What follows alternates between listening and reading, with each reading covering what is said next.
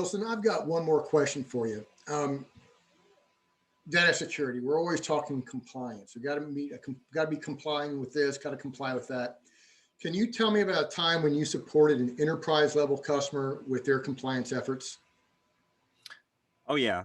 Yeah. So enterprise customers are typically out of our range, but a lot of what happens is that reputation kind of precedes you, and people know who you are based off of the work that you've done. And I was actually called upon a large multinational organization with their DoD compliance efforts, and they said, "Hey, we have $170 million in defense contracting work, and we're a global business.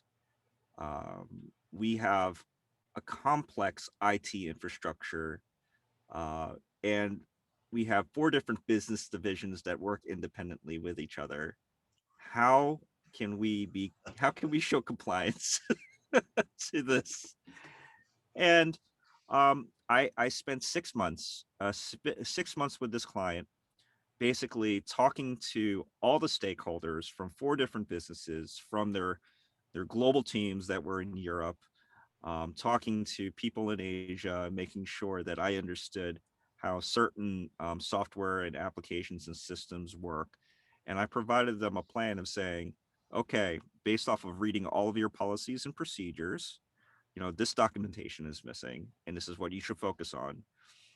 These businesses have certain procedures that are not global procedures. So these businesses need to work on specific procedures to satisfy these controls. And I'm able to list out the controls. And then not only that, you have to be able to unify everybody and work in harmony to get things done. So using this huge enterprise, and understanding all the stakeholders, it's really easy to say, okay, well, these are the requirements and this is how you're going to meet them. Have a good day.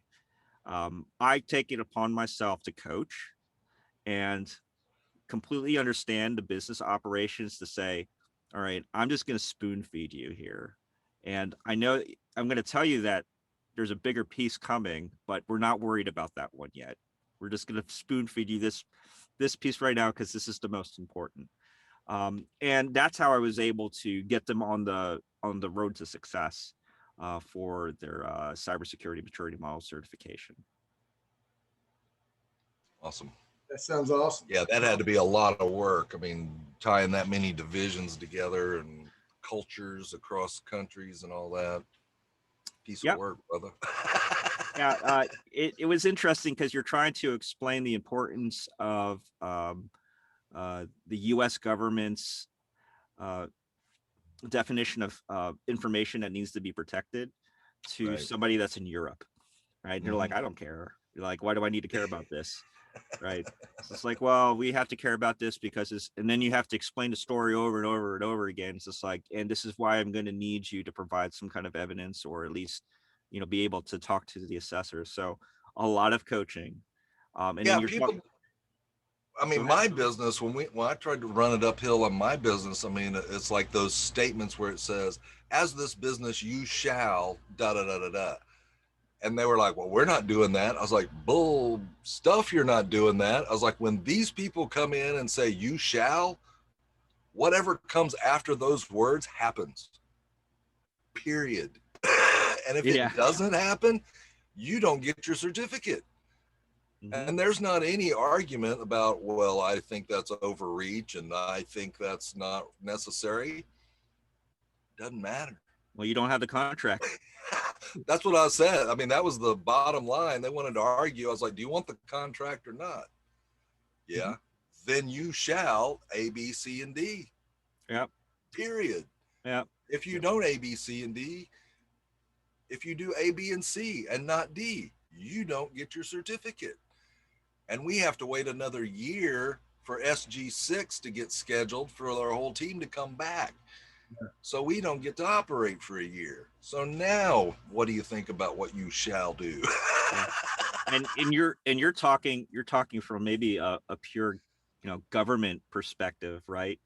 When Yeah. you're talking to a private company, you know, a Fortune 500 company, and you're saying it's yes or no, right? And you better answer yes. It's yes or no, and the answer is yes. The answer is yes if you want the business. Yeah, yeah, Right. yes. And it's always interesting to be able to have those conversations with businesses to say, you know, this is a compliance measure. Yes, it's going to be painful, but there are no exceptions here, especially when you're dealing with the government contracts. They are expecting you to have this in place. If you don't have this in place, you're not going to get your money. Yeah. Right. Or you're just not going to play ball. They're not going to play ball with you. And if you want to play ball, you got to play the game. Wilson, thanks a lot for coming on and talking with us today. Enjoyed it. Have